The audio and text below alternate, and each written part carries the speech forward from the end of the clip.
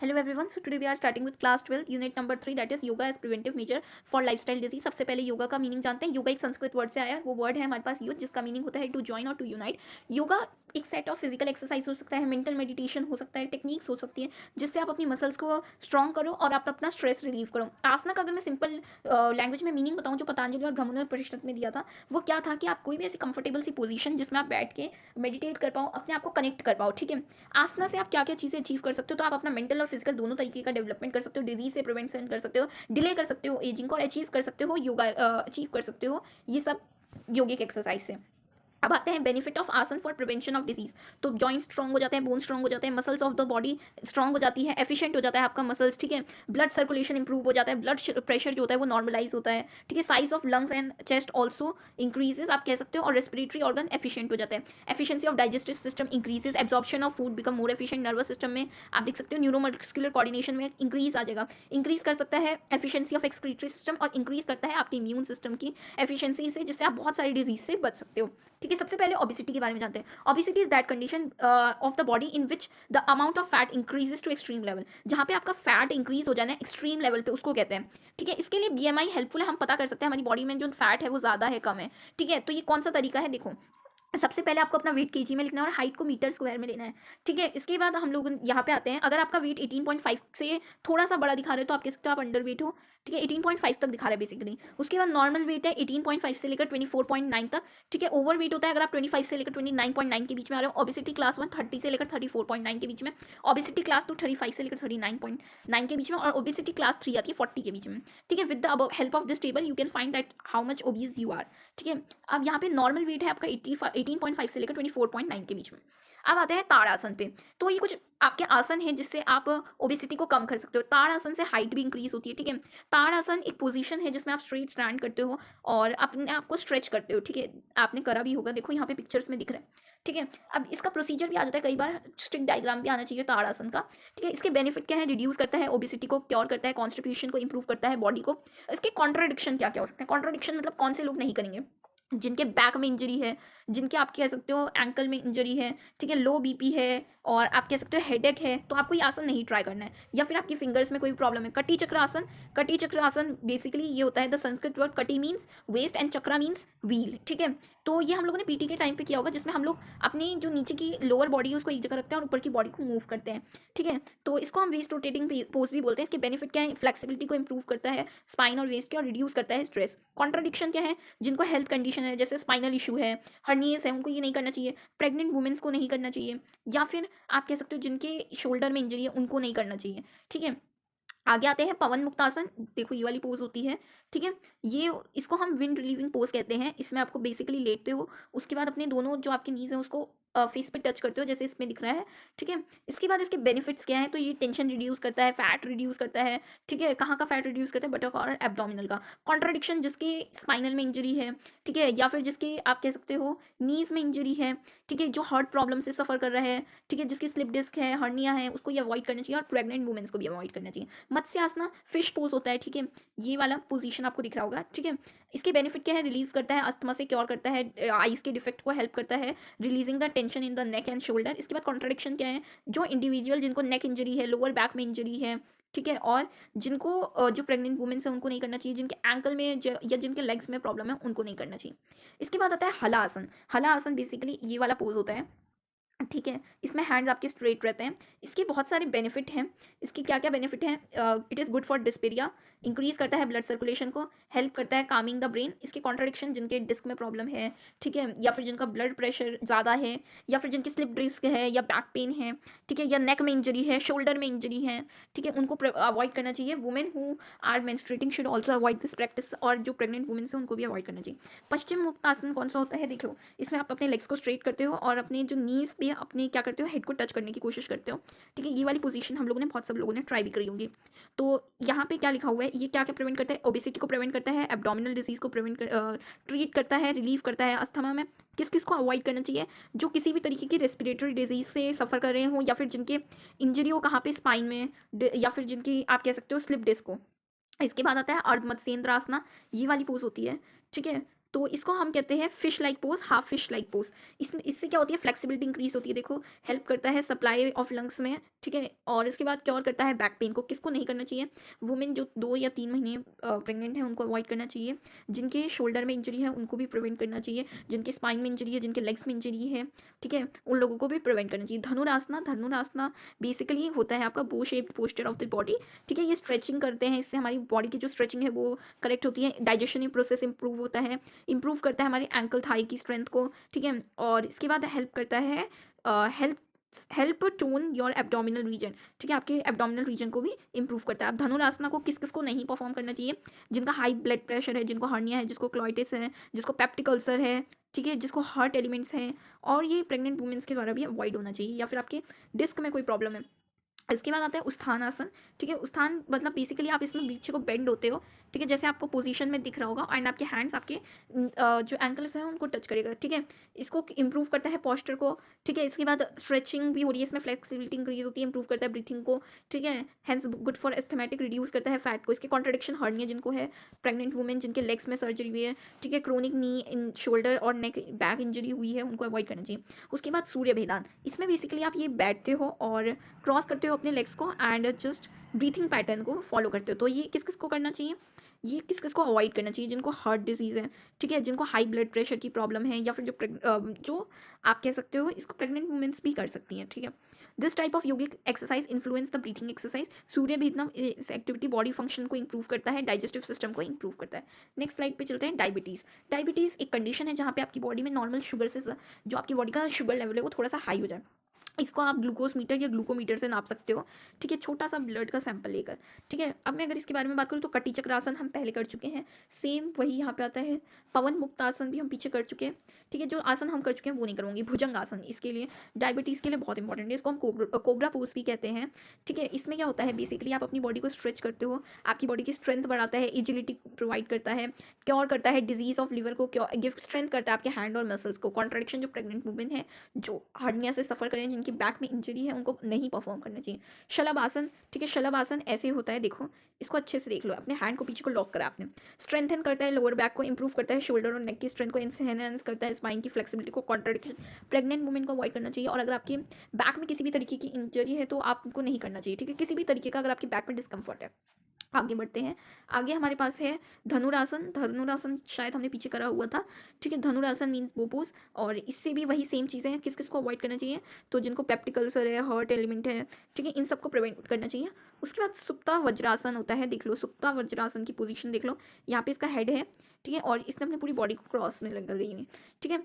तो ये आप लोग देखे होंगे, ये स्ट्रेचिंग में हेल्प करता है, लोअर स्पाइन की टोन करता है, स्पाइनल नर्व एंड मसल्स को, ठीक है, इंप्रूव करता है फ्लेक्सिबिलिटी को, अपर लेग्स की। कॉन्ट्राडिक्शन, जो किसको नहीं करना चाहिए, जिनको हाई ब्लड प्रेशर हो, ठीक है, और वर्टिगो हो, प्रेग्नेंट वुमेन्स को, मेंस्ट्रुएटिंग वुमेन्स को अवॉइड करना चाहिए। जिनके स्पाइन में भी इंजरी है उनको भी अवॉइड करना चाहिए, जिनके बैक में किसी भी टाइप का पेन हो। अर्धमसेंद्र आसन पीछे कर चुके हैं, ठीक है। पश्चिम मुक्त आसन हम लोग शायद कर चुके हैं, इसको भी एक बार करवा देती हूँ। रिड्यूस करता है ओबेसिटी को, ट्रीट करता है एब्डोमिनल डिजीज को, रिलीव करता है अस्थमा में। देखो ये अस्थमा में भी आएगा, ये डायबिटीज़ में भी है और ये ओबेसिटी में भी है, तो इस चीज़ को याद रखना पश्चिम मुक्त आसन के बारे में, ठीक है। अब आगे आते हैं मंडूका आसन। मंडूका आसन हेल्प करता है स्प्लिट इनटू टू वर्ड्स। मंडूक मीन्स होता है, मंडूक एंड आसन, मंडूक का मीन्स होता है फ्रॉग पोज, ठीक है। बेसिकली इसका मीनिंग फ्रॉग पोज है। इसका बेनिफिट क्या क्या है, स्टमक इशू से रिलीफ पाते हो, कॉन्स्टिपेशन से रिलीफ पाते हो, हेल्प करता है बॉडी के डाइजेस्टिव फंक्शन को इंप्रूव करने में। Great exercise for you are seeking in to lose weight. इसके बाद कॉन्ट्रडिक्शन क्या है, रिसेंट और chronic injury to the knee, hips और लेग्स, जिनके हिप्स में इंजरी हो, जिनके नी में इंजरी हो, जिनके लेग में इंजरी हो, उनको अवॉइड करना चाहिए। इसके बाद आता है गौमुख आसन। बेसिकली ये वाला पोज पीछे आपको अपनी बैक की चेक करते हो, ठीक है, अपने बैक में पीछे हैंड को क्रॉस करके देखना, ठीक है। इसको हम काउ पोज भी बोलते हैं, काउ फेस पोज। इसके बेनिफिट क्या है, लेग और मसल्स को स्ट्रॉन्ग करता है, इलास्टिक करता है, हेल्प करता है फिट रहने में, स्ट्रॉन्ग रहने में। अवॉइड करना चाहिए किसको, जिनको नी इंजरी हो, हिप इंजरी हो, या फिर अगर आपके हैंड में भी कोई शोल्डर में भी इंजरी हो तब भी अवॉइड करना है इसको। और प्रेग्नेंट वुमेन्स को भी अवॉइड करना है, ठीक है। ये तो ये हर जगह याद रख लेना, प्रेग्नेंट वुमेन को ये भी अवॉइड करना है। जो बैठने वाले पोज हैं वो नॉर्मल वाले कर सकती है। योग मुद्रा क्या होता है, बेसिकली एक स्पेसिफिक टाइप की पोजीशन जिसमें आप बैठ के अपने बैठे हो, जैसे अब ज्ञान मुद्रा पोजीशन हो गई, ठीक है, वो सब चीज़ें आ गई, ज्ञान मुद्रा हो गई। इसके बाद ये आपको डिफरेंट टाइप ऑफ हैंड की मुद्रा दी हुई है, ठीक है। इसके बेनिफिट क्या है, लिंक करता है ब्रेन को, बॉडी को, ठीक है। कॉन्ट्रडिक्शन क्या है, आसना विथ हाई बीपी वाले लोगों को करना चाहिए, जिनको डिजीनेस हो जाती है। इसके बाद उत्थानासन, ये कौन सा होता है, ठीक है, इसमें आप देखो बेसिकली आप अपने पीछे एंकल्स को टच करते हो और इसको किस किस को प्रिवेंट करना चाहिए, किस किस को, जिसको हर्निया है, जिसको एब्डोमिनल सर्जरी हुई है रिसेंट, या क्रोनिक डिजीज हुआ है, ठीक है, ये हमने पीछे करा हुआ है। ठीक है, अब इसके बाद आगे बढ़ते हैं। आगे हमारे पास है कपालभाति। ये हम लोगों ने करा होगा। इससे क्या होता है, हमारा ब्रीथिंग पैटर्न इंप्रूव होता है। ठीक है, इंक्रीज करता है ब्लड सर्कुलेशन को, ब्रीथिंग पैटर्न को, मेटाबॉलिक रेट को इंक्रीज करता है, हेल्प करता है पीपल को जिनको डायबिटीज है। कॉन्ट्राडिक्शन, अगर आप हार्ट पेशेंट हो, गो स्लो वाइल एक्सीलिंग, और the kriya must not be performed immediately after meal. Meal के बाद तो तुरंत परफॉर्म नहीं करना है। इसके बाद आता है अस्थमा।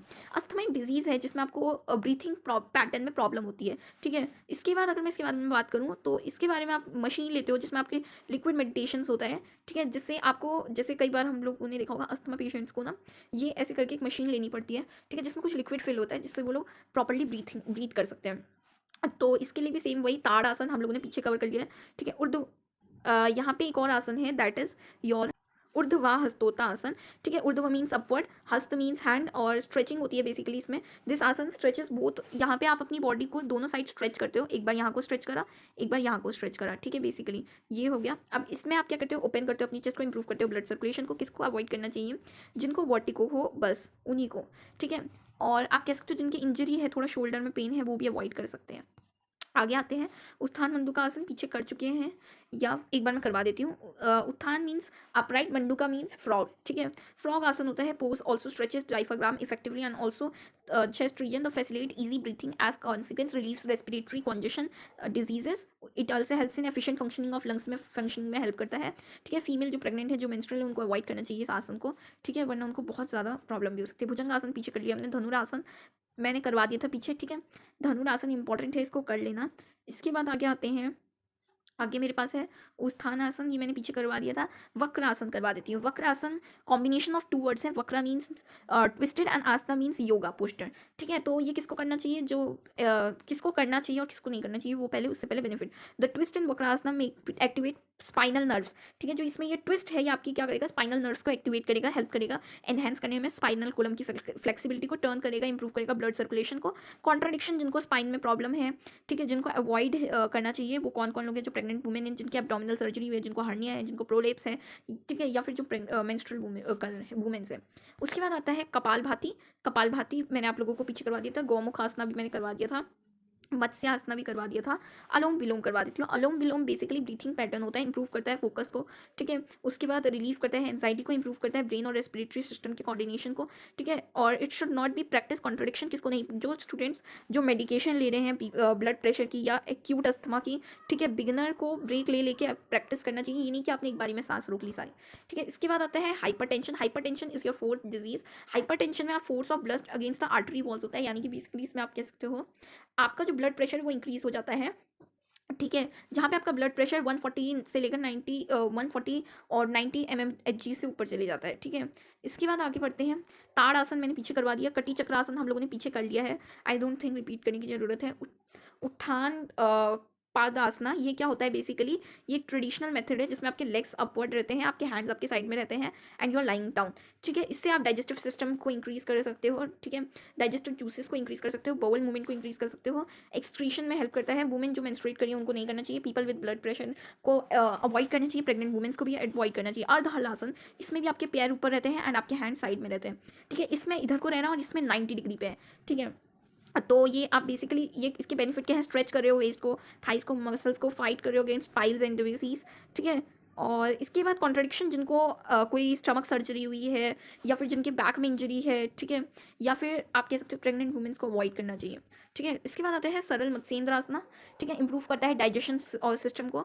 ठीक है, क्योर करता है इरिटेबल बाउल सिंड्रोम को। इसके बाद स्टूडेंट जिनको कोई भी टाइप की इंजरी हुई है, नेक में, ईयर्स में, आईज में, फेस में, ठीक है, हेड में, शोल्डर में, चेस्ट में, रिपकेज में, बैक में, उनको अवॉइड करना चाहिए। और किसको अवॉइड करना चाहिए, प्रेग्नेंट वुमेन्स को, हर बार की तरह ये भी अवॉइड करना चाहिए। गौमुखासना हम पीछे कर चुके हैं। ठीक है, उत्थान मंडूकासना हम पीछे कर चुके हैं। बेसिकली इसमें हम लोग क्या करते हैं, वक्रासन भी मैंने पीछे करवा दिया था। ठीक है, वक्रासन भी हो गया है। इन सब में सेम ही है, बेसिकली पीछे वाला ही है। भुजंगासन हमने डायबिटीज़ में करा। मकर आसन में एक बार करवा देती हूँ। यहाँ पे क्या होता है बेसिकली, इसके बेनिफिट्स देख लो, ये कैसे होता है, आप लेटे हुए हो। ठीक है, जस्ट एक स्लीपिंग पोज टाइप है। ठीक है, इसमें आपने अपने हैंड्स नीचे रखे हैं, स्ट्रेस रिलीव करता है, लोअर बैक पेन को कम करता है।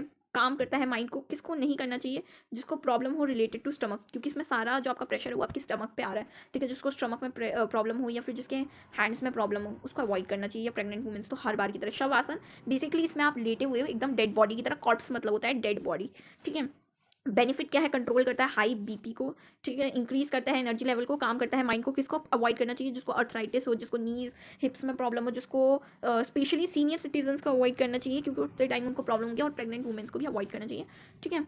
और इसके बाद आते हैं नाड़ी शोधन प्राणायाम। तो ये क्या होता है, alternative nostril breathing in yogic breath control practice, in Sanskrit it is known as nadi shodhana प्राणायाम, ठीक है। बेसिकली आप इसमें कंफर्टेबल पोजीशन में बैठे हो and you are recording your breathing pattern, clear करता है, रिलीज करता है टॉक्सिन्स को, रिड्यूस करता है स्ट्रेस को। अवॉइड किसको करना चाहिए, जिसका हाई बीपी प्रॉब्लम हो, ठीक है, रेस्पिरेटरी प्रॉब्लम हो, और किसको अवॉइड करना चाहिए, जो हाइपरटेंशन से सफर कर रहे हो, प्रेग्नेंट वुमेंस को भी अवॉइड करना चाहिए। इसके बाद आता है सिथाली प्राणायाम है। बेनिफिट क्या है इसके, फोकस करने में हेल्प करता है, बेसिकली ऐसी पोजीशन में आप बैठे हो अपनी बॉडी को कूल कर रहे हो, ठीक है, हेल्प करता है रिड्यूस को, एजिटेशन को, एंगर को। और इसके कॉन्ट्राडिक्शन क्या है, best to avoid if suffering from high BP, not to be done if suffering from migraine. जिसको माइग्रेन की प्रॉब्लम है उसको नहीं करना चाहिए, और अगर बीपी की प्रॉब्लम है तो भी नहीं करना चाहिए। इसके बाद asanas to prevent pain, back pain and arthritis. क्या क्या हो सकता है, वो ताड़ासन हो सकता है, ठीक है।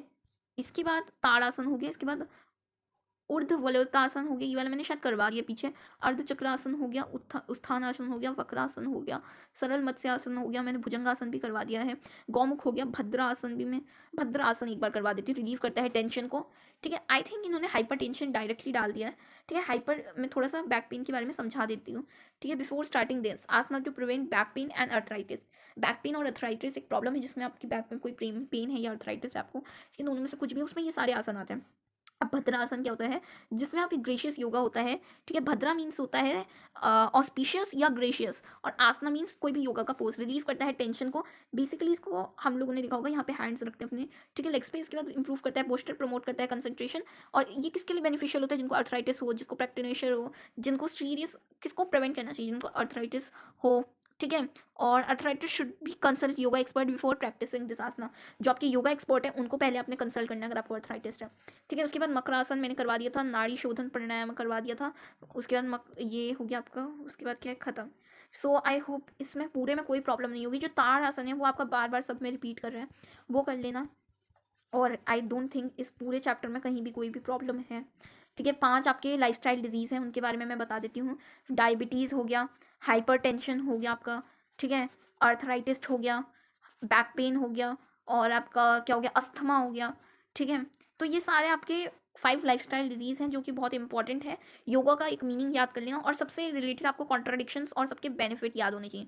Contradiction and benefit are must, क्योंकि जो आपका प्रैक्टिकल आने वाला है वो आप पूछ सकते हैं। और स्टिक डायग्राम भी याद होना चाहिए, स्टिक डायग्राम, ठीक है, ये भी इंपॉर्टेंट है। आई होप आपको ये चैप्टर समझ में आएगा, कोई भी प्रॉब्लम हो तो